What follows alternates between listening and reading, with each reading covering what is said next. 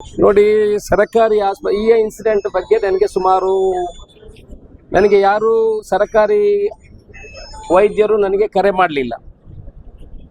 ನನಗೆ ಮಾಧ್ಯಮದ ಮುಖಾಂತರ ತಿಳಿಯಿತು, ಇಲ್ಲಿ ಕೆಲವು ಇನ್ಸಿಡೆಂಟ್ಸ್ ಆಗಿದೆ. ರಾಜಕೀಯ ಮಾಡುವವರು ಭಾರಿ ಬೇಗ ಇರ್ತಾರೆ.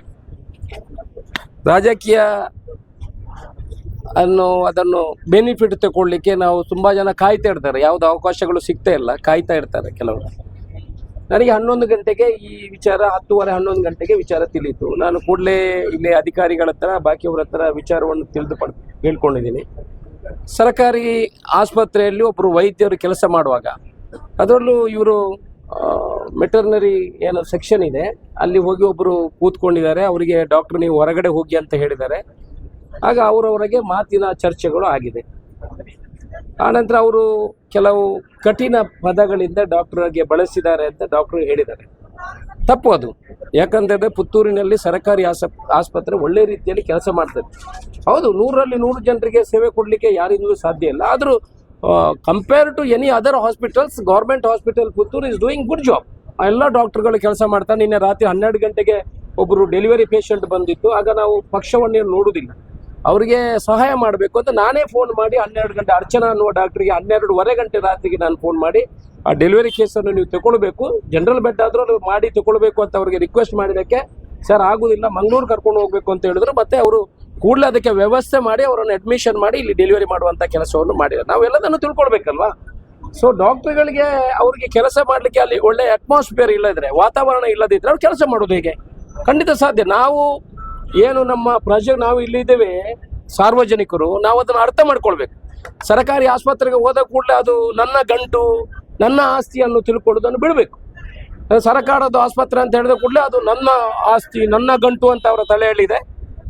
ಅದನ್ನು ಬಿಡಬೇಕು ಸಾರ್ವಜನಿಕರು. ಅವರ ಮನೆಗೆ ಅವರಿಗೆ ತೊಂದರೆ ಆದಾಗ ಅದರ ಅರ್ಥ, ಅದರ ಅರಿವು ಎಲ್ಲ ಅವ್ರಿಗೆ ಗೊತ್ತಾಗ್ತದೆ. ಅದರಿಂದ ಈ ವಿಚಾರದಲ್ಲಿ ಅವರ ವಿಚಾರ ಏನಂತ ಹೇಳಿದ್ರೆ, ಅವರು ಕಂಪ್ಲೇಂಟ್ ಕೊಟ್ಟ ಕೂಡಲೇ ಅವ್ರು ಯಾರು ಗಲಾಟೆ ಮಾಡಿದವರಿಗೆ ಅವರನ್ನು 15 ನಿಮಿಷ 1 ಗಂಟೆ ಒಳಗೆ ವಾಪಸ್ ಕಳಿಸಿದ್ದಾರೆ ಮನೆಗೆ ಅಂತ. ಇವರು ಪೊಲೀಸ್ನವರ ರಿಪೋರ್ಟ್ ಪ್ರಕಾರ ಇವರು ಕೊಟ್ಟ ಕಂಪ್ಲೇಂಟಲ್ಲಿ ಅದು ಕೆಲವು ಸೆಕ್ಷನ್ಗಳು ಅಟ್ರಾಕ್ಟ್ ಆಗುವುದಿಲ್ಲ. ಆದ್ದರಿಂದ ಅದನ್ನು ಬೇರೆ ಕಂಪ್ಲೇಂಟ್ ಮಾಡಿ ಕೊಡಲಿಕ್ಕೆ ಹೇಳಿದ್ದೀನಿ. ಕಾನೂನು ಪ್ರಕಾರ ಅದನ್ನು ಮಾಡಲಿಕ್ಕೆ ಹೇಳಿದ್ದಾರೆ, ಅದನ್ನು ಮಾಡುವಂಥ ಕೆಲಸವನ್ನು ಮಾಡ್ತಾರೆ. ಕಾನೂನು ಪ್ರಕಾರ ಏನೇನು ಕ್ರಮಗಳನ್ನು ಕೈಗೊಳ್ಳಬೇಕಾ ಆ ಕ್ರಮವನ್ನು ಕೈಗೊಳ್ಳುವಂಥ ಕೆಲಸ ಪೊಲೀಸ್ ಇಲಾಖೆ ಮಾಡ್ತದೆ. ಅನಾವಶ್ಯಕವಾಗಿ ಅವರಿಗೆ ಒತ್ತಡ ಇದೆ, ಇವರಿಗೆ ಒತ್ತಡ ಇದೆ, ಇನ್ನೊಂದಿದೆ, ರಾಜಕೀಯ ಮಾಡೋದು ಇಲ್ಲ, ಅಗತ್ಯ ಇಲ್ಲ. ನಮಗೆ ಪುತ್ತೂರಿನ ಅಭಿವೃದ್ಧಿ ಬೇಕು. ಪುತ್ತೂರಿನಲ್ಲಿ ಈಗ ಏನು ಅವಕಾಶಗಳು, ರಾಜಕೀಯ ಮಾಡಲಿಕ್ಕೆ ಅವಕಾಶಗಳು ಕಡಿಮೆ ಸಿಗ್ತಿದೆ. ಅದಕ್ಕೆ ಕೆಲವರು ಬಂದು ವಾಟ್ಸಪ್ಪಲ್ಲಿ ಇದಕ್ಕೆ ಫೋಟೋ ಹಾಕಿ ನಾನು ಇಲ್ಲಿ 2 ಮಾತಾಡಿದರೆ ಅವರು ಹೋಗಿ ಮನೆಯಲ್ಲಿ ಮಲಗ್ತಾರೆ. ಇಲ್ಲಿ ಮಾತಾಡ್ತಾರೆ, ಅಲ್ಲಿ ಹೋಗಿ ಮನೆಯಲ್ಲಿ ಮಲಗ್ತಾರೆ. ಅದೇನು ಪ್ರಯೋಜನ ಇಲ್ಲ. ನ್ಯಾಯ ಕೊಡಿಸುವಂಥ ಕೆಲಸ ನಾವು ಮಾಡ್ತೇವೆ.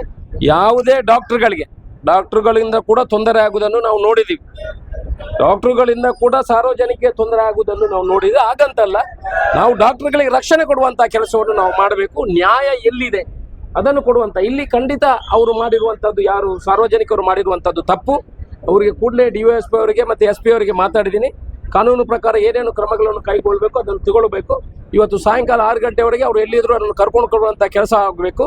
ಕಾನೂನು ಪ್ರಕಾರ ಏನೇನು ಅದರಲ್ಲಿ ಸೆಕ್ಷನ್ಗಳಿದೆ ಅದರ ಪ್ರಕಾರ ಕ್ರಮವನ್ನು ಕೈಗೊಳ್ಳಬೇಕು ಅಂತ ಹೇಳಿದ್ದೀನಿ. ಅದನ್ನು ಮಾಡುವಂಥ ಕೆಲಸ ಮಾಡ್ತೀವಿ.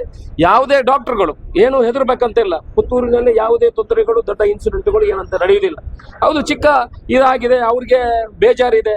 ಇನ್ನು ಇದು ಒಂದಲ್ಲ, ಇದು ಹಿಂದೆನೂ ಕೂಡ ನಾನು ಡಾಕ್ಟರ್ ಪುತ್ತೂರಯ್ಯ ಮಾತ್ರ ಅಲ್ಲ, ಇನ್ನೊಬ್ರು ಡಾಕ್ಟರ್ ಇದ್ದಾರೆ ಅಲ್ಲಿ, ಯಾರಪ್ಪ, ಡಾಕ್ಟರ್ ಜೈನಬ, ಅವ್ರ ಹತ್ರನೂ ಕೂಡ ಮಾಹಿತಿ ಪಡ್ಕೊಂಡಿದ್ದೇನೆ. ಕೆಲವರಿಗೆ ಅದರ ಬಗ್ಗೆ ಸಂಶಯಗಳು ಏನು ಬೇಡ, ನಾನು ಡಾಕ್ಟರ್ ಜೈನಬ ಹತ್ರ ಕೂಡ ಕೇಳಿ ಮಾಹಿತಿಯನ್ನು ಪಡ್ಕೊಂಡಿದ್ದೀನಿ, ಯಾವ ಇನ್ಸಿಡೆಂಟ್ ಯಾವ ರೀತಿ ಆಗಿದೆ ಅಂತ.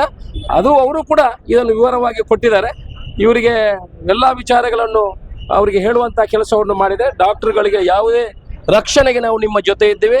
ನ್ಯಾಯಬದ್ಧವಾಗಿ ನಿಮ್ಮ ಏನೇನು ಬೇಡಿಕೆಗಳಿದೆ, ಬೇಡಿಕೆ ಅಂದರೆ ನಿಮಗೆ ರಕ್ಷಣೆ ಕೊಡುವಂಥ ಕೆಲಸದಲ್ಲಿ ಖಂಡಿತ ನಾವು ಹಿಂದೆ ಬೀಳುವಂಥದ್ದಿಲ್ಲ.